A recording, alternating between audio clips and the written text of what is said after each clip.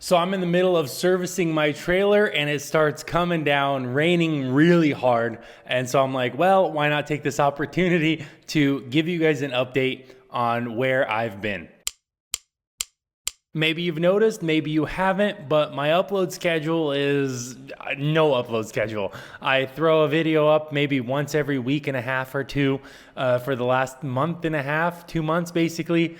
And the channel has certainly views-wise taken a dive. And, you know, that's to be expected when you don't upload, right? I mean, come on. And it comes down really to two reasons. First and foremost, guys, I really don't want to be a vlog channel. I know vlogs occasionally, especially when things go south, especially when things break, you know what I mean? I know the vlogs do well, but I don't want to be a vlog channel. I don't want to record my day, my life. I think that's really boring. I don't like watching vlogs, so I don't want to make that content, even though it does and can get views. Second thing is, I've mentioned this in a previous video, and so don't take this as a brag or anything like that, but at the end of the day, the ad revenue is such a small percentage, like right around 10% of my all business revenue, that when the time comes to double down on something, more than likely it's going to be the trucking business and the videos fall by the wayside. So it's because that, you know, basically my channel doesn't make that much. It is, in the grand scheme of things, my channel is a small channel, but inevitably I'm trying to actually build a hotshot business, not a YouTube business. So just keep that in mind. Whenever the uploads stop, it's because I'm out here working hard on the, you know, on the transport company. Now, I used to do a monthly revenue update video, you know, just to document the process of me trying to grow the trucking business. So let me just get you up to speed on those months. I stopped in November of last year, so you guys need December and January, February, March, and April, right? So that's what we're going to cover. So December, 52,356. And I had, at the time, it was the 14GN, the 16GN, and that white load trail. I had 2 enterprise trucks, and I had the Mega Long at that time. Then, so moving on, then actually that puts me at 2020 revenue, puts me at $509,546. So you could say $500,000, but you know, for the first like 6-8 months or whatever it was, I was working as an owner like, you know, I was myself on the road, and then I took on a couple owner operators, and then after that I, you know, took on 2 drivers. And so there was a lot of rotation, a lot of unpreparedness for sure. I did a video where I mentioned, you know, no software, no hardware, stuff like that. So that's why we have the lease space now. That's why, or, you know, this space, that's why we have, you know, the air table absolutely is working really well, excuse me. So that's really good. But $509,546. If I think I did the math correctly, my wife keeps all track of, like, my wife keeps really good track of all the numbers actually. If I'm not mistaken, I'm fairly certain I lost money in 2020. I'm fairly certain, like without a doubt, probably more than likely I lost money. And the reason for that, guys, it's not like I don't know how to run a business. Well, I mean, I don't know how to run a business, but you know, it's because I, you know, bought trailers right away and I paid cash for all my trailers. And so technically, yes, that's a write-off. If I didn't buy a trailer, then yes, I would have been profitable. But then again, if I didn't buy a trailer and put owner operators or drivers on the road, then I wouldn't have this revenue to begin with. So it's like one of those things that, you know, the revenue comes when you spend money on the business essentially. But yeah, $509,000 in 2020. If you recall, I guess in my previous video, I mentioned that in 2018, I did 350, 2019, I did 400 or like a hair over 400. That's all revenue. And this year, just over 500,000 just from the trucking revenue. You factor in some ad revenue, it's probably touching right up there, 600,000 between the website and all this other stuff. So, you know, overall, not a bad year, but still, you know, it was definitely like a sprint. Like at the end of 2020, it was literally like a sprint towards the end. So it was a little chaotic, no doubt, but that leads us into January. So I had a driver, I had to let go of a driver and a driver not show up, no notice, no nothing. I kept calling him.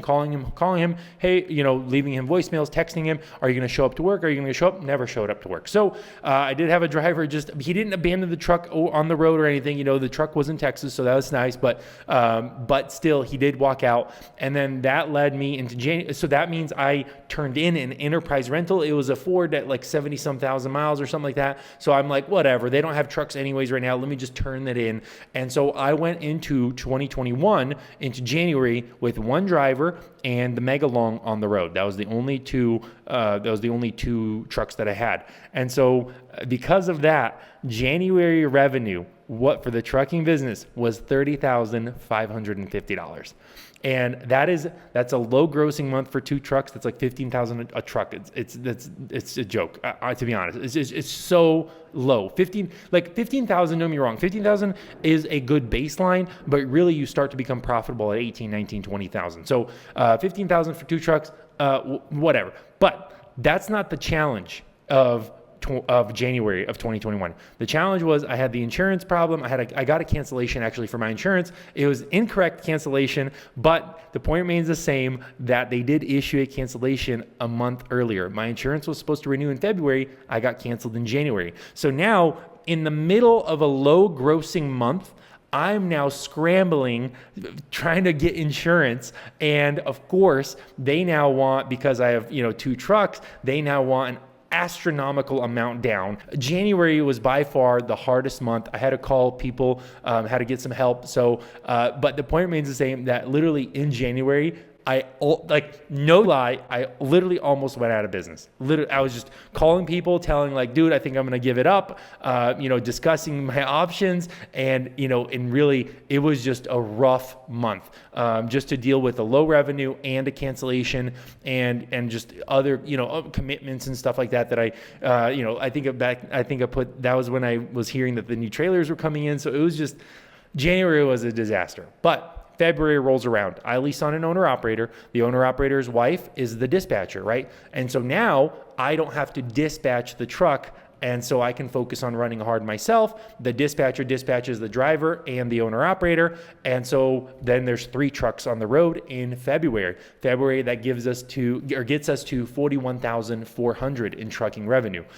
So 30 to 41, extra $11,000. That was probably mostly all because the owner-operator, he joined, he worked for a little, he's still here actually. So he worked, normal pace, nothing crazy, and he didn't join in the beginning of February. He joined like towards the end, if I recall. So the revenue, $41,400. So there was some hope basically. Now we got insurance, so there's a little bit of hope. And so it's like, okay, keep your head up. Let's keep working at this thing, right? Moving on, March. March was the month that kind of really put things back on track. March revenue was $59,623. Okay, so just shy of 60 grand. And that was, if I'm not mistaken, it's so much stuff keeps happening all the time. I forget exactly when I put the third driver on the road, the third truck. So I count myself as a driver. So I have 2 drivers and me, right? So three company trucks, but I did just get a 4th enterprise truck. So technically I have 4 company trucks, but right now 3 drivers. But in March, I think I had, that's when the other driver joined. But anyways, the point remains the same that, 59,000, that revenue, that kind of revenue, guys, look, 30, 41, 60. So in a matter of 2 months, revenue doubled. Okay. And the challenge of leasing on owner operators is they require a down payment every time, a big down payment. And so February was rough because on the owner operator, yes, he contributed towards the revenue, but it was a big down payment. But March was when everything started to kick off. And so that's when I don't have to give a down payment for the owner operator. He's already running. That's when I don't have to do anything extra. The owner operator's wife is dispatching and I can focus on running really hard. And literally I stayed out on the road, I think all March. And so that's why the revenue shows, $59,623. So very, very proud of March. That was good. And then comes around April. And April now, I know for a fact, we are now at, the 2 company drivers, me and the owner operator. Okay. And April rolls around and the revenue for April is $87,700. And that revenue is terrific. That was that helped me just like financially take care of a bunch of stuff. So that was really, really good. And obviously you can tell in April, I think I uploaded 3 or 4 videos in the entire month. So that was definitely me working really hard on the road. So I'm really pumped about that. But that brings our year to date, right? So $219,273. I wrote all this stuff down. I went and crunched the numbers in Airtable. So $219,273 in 4 months, January, February, March, April, 4 months. So if we multiply 219 times 3, that means we're on track to do $600,000 in business revenue. Whereas in 2020, we did only $500,000 in business revenue. Now, that fourth enterprise truck is not on the road yet, right? We leased on another owner operator. So now there's 2 owner operators, and actually I am leasing on a third owner operator. So basically in the coming month, there's going to be 3 owner operators and 4 company trucks. So May, right? April, May. Yeah. So May should be fairly interesting. And then for a fact, June is just going to be, rocket ship to the moon, right? So I'm pretty pumped where things are headed, but there are big problems. And the biggest problem of them all is the land. This lease space, right now, why am I inside? Like I mentioned in the beginning, it's because it's raining. And I can't back in my trailers into my shop. And you guys criticize me, Alex, why would you lease a shop? Why would you lease a shop where you can't even fit your trucks or trailers? It's like, and that's a good point, but the HOA got a new HOA president, and he started cracking down on anything you leave in your driveway. If you leave something in your driveway, it's a ticket or a violation or an HOA warning, whatever. So ultimately, this location is serving its purpose to, hey, let's just get everything out of the house, out of the driveway, so we're not doing this stuff there. And I hear you guys' comments, never again in an HOA, I get it, but HOAs do protect values of your homes so that your neighbor doesn't open a car dealership right next to you. You know what I mean? So HOAs have their purpose, but you can get a power trip and Karen occasionally as the president, and the guy has been fairly reasonable, the HOA president. So I'm not complaining by any means, just in case they watch this video. So anyways, this location is serving its purpose. It emptied out the house. Took all the trucking stuff out of it, and I can put it here. But I am inside now because it's raining, because my trailers don't fit in I can't back them in, right? It's too tight. And I started looking for land. I started looking for a location, and let me tell you, I found the right one. I actually want to show you guys. Here it is. All right, so here we are in Weatherford, Texas. You can see right behind me, there's the Pilot. This is 1 acre C2 commercial property, Texas Zone C2. So we don't know what they're gonna let us build here, but I'm telling you right now, this is gonna be the new headquarters of Tow Piglet. I'm so excited, and it's 1 acre, about 100 feet wide. So that means I won't be able to do spots like this. I'll have to do spots at an angle and maybe throw a building up in the front. But the cool part about this property is that there's an entrance right there, and we actually just signed the paperwork for it. I'm just waiting for wire instructions on the earnest money. But so what happens is I'll have to put the trucks in at an angle, and this actually leads right back out to the road. So what that means is a driver will just be able to pull in and park the truck, take his car, and just exit out the back and go home. So it should be super easy access. I'm so thrilled because the fund, I got the commercial land funding, which was hard to get actually. I got I have the money down for it, so I'm pumped about that part. So it's just working out. I've probably been searching now for a piece of land that is super convenient, probably for like 4 or 5 months now, and it's just they go so quick, and so this awkward shape has eliminated a lot of buying customers, and so it just works out really well for me. I don't know what they're gonna let me build, but I'm gonna just keep my fingers crossed that the city of Weatherford is awesome and super nice. but yeah, right there you can see right behind me, right guys, right across the street from the Pilot. Do you know how hard this was? It was so hard. Oh my goodness, I had to be so patient. Oh man. But you can see there's the truck right there. I just had it washed. That's another thing. There's a blue beacon right down the road, but I just had it washed, and there's gonna be a lot of work that needs to be done. It'll have to be all the soil is gonna have to be cleaned off, probably lay down gravel or asphalt, whatever the city will require.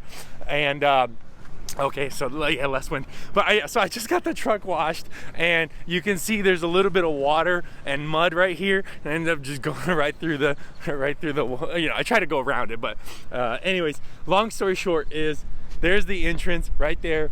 There's gonna be some clearing that's gonna have to be done, some gravel. So basically it's right here. This fence, next to this fence, that's the land, and it's so it's so ridiculous. So there's the same seller has 2.96 acres right across, like on the other side of this hotel, right?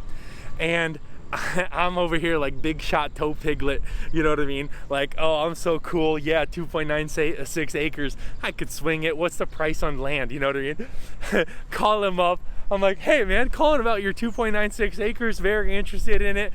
What's the price on that? He's like 1.5 million. I'm like,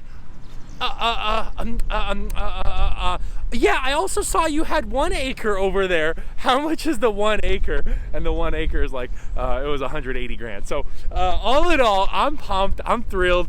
This is the new chapter. It's gonna be a while before we can actually build anything. The seller said Weatherford is cool, but they're trying to get into more like classy buildings or retail spaces. So we'll see what they're gonna let me, we'll see what they'll approve for me here. So that'll be the hurdle. That'll be probably the biggest hurdle. But I'm pumped because I've been leasing the space in Weatherford for the last 5 months. Oh my goodness, it's windy. Darn it, maybe I should do this in the truck. But I've been leasing the space in Weatherford for a long time. And so I am excited to actually have a piece of land which will be super convenient.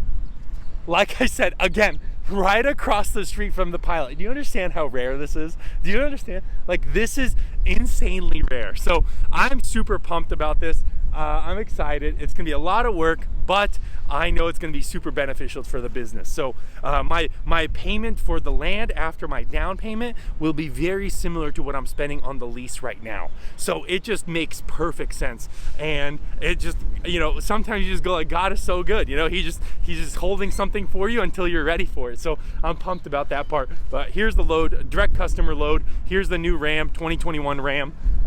Sorry guys, I'm trying to keep the mic away from the wind. I don't know if it's working or not.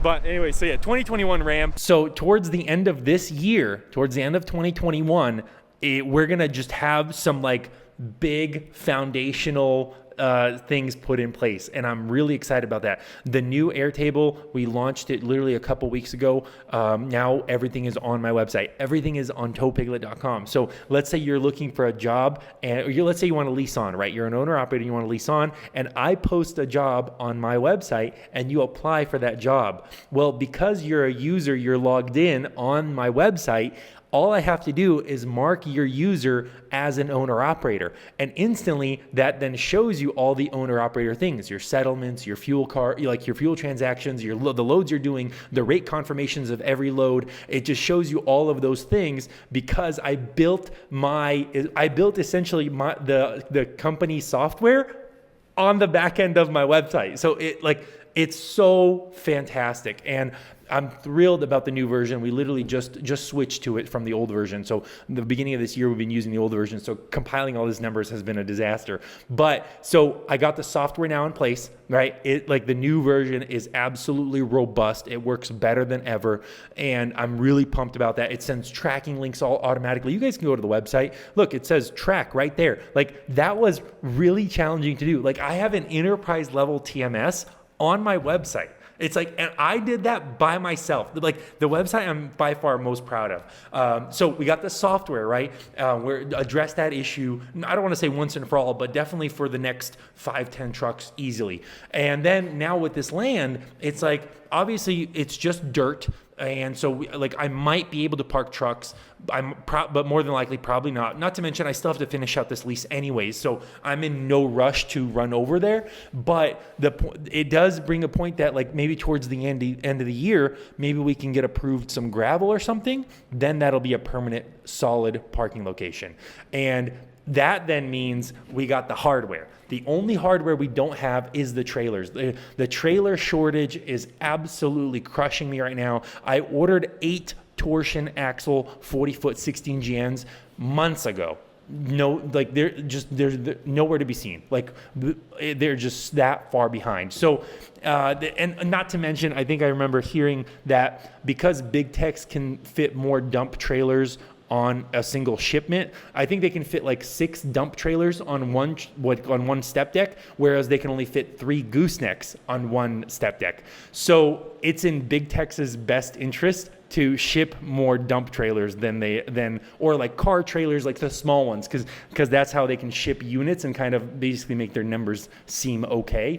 But if they just ship goosenecks trailers, then it doesn't move as many units, even though those are the ones that actually I need. So I remember hearing somebody, I forgot who told me that, but so that's the case inevitably. And so my 16 GNs are definitely not at the top of the list. They're definitely, they're far out. But when they do come in, that's going to be really, really good. That'll solve the final thing. And of course, the chip shortage too. This Enterprise truck was actually a lease return. It's used. So like this white Ram, even though it's 2021, so it's used. And basically, I think I saw a video on YouTube. There's a bunch of Ford trucks just waiting for chips or something like that. So in the next couple months, I feel like the supply chain issues for the trucks and trailers will kind of solve itself. And when I'm going to have all these trucks and trailers come in like I want, I will finally have the capacity on dispatching them, because I have a really good, I have 2 dispatchers right now, but that second dispatcher is training the third. So I'm really pumped about that. So basically I have 3 dispatchers, and they're all great. And I finally have the capacity to park trucks, to dispatch trucks, and to actually do all the accounting, the billing, the invoicing, all this stuff. All these things are lining up for a massive, maybe second half or third quarter, maybe third or fourth quarter in 2021. And if that's not the case, then it's definitely lining up for a very, very solid 2022. And so I'm excited about, I'm looking forward and I'm excited about it, but there's just a ton of work, it's like, right. Inevitably I'm just doing a lot of the things. Instead of me right now hauling loads, what am I doing? I'm servicing a trailer. And that's certainly become a challenge. Oh snap, I got to take a cheap load back to Texas because that trailer needs service and it has been serviced in a month. And I do service my trailers once a month. I take way better care of the trailer than it needs, way better. And in a previous video, I mentioned I do bearings every month, and that's not a joke. That wasn't I didn't say that making it up. I literally just, the main reason is it's so time consuming to clean out the bearing that just to throw out the old one for $20 or whatever, it's who cares? You know what I mean? I would rather shorten the amount of time I have to service it by cleaning it out and all this stuff, by just replacing it, and the added cost is, it's not that substantial. Now, inevitably, I will have to transition out of that, and I will just have to service what needs to be replaced instead of just blindly servicing everything. But I realized that checking your brakes once a month, you do find things. I had the wire inside the magnet rip, and visually it looks good, but the trailer doesn't stop anymore. And you're like, what is going on? And so inevitably servicing your trailer once a month, really making sure you're doing a good job, is gonna help you not break down on the road. And my drivers in the last 3 months haven't had a single breakdown on the road. There's been a flat tire once or twice, but not a single breakdown on the road. And I think that's because, I'm very, very particular about maintaining my trailers, just because it's peaceful, honestly, guys. You're just sitting there, thinking your own thoughts and stuff. So it's fun to just service them. But still, the point remains the same, that all of these things are lining up for this massive summit or massive crescendo. So I'm excited about it. And so I want to apologize that, the content has kind of basically gotten stale, but I hope you guys are ready for the ride, because it's there's a lot of stuff in the works and I'm pumped. I really am. So let me know in the comments down below what you guys think, and I'll see you in the next video. Bye.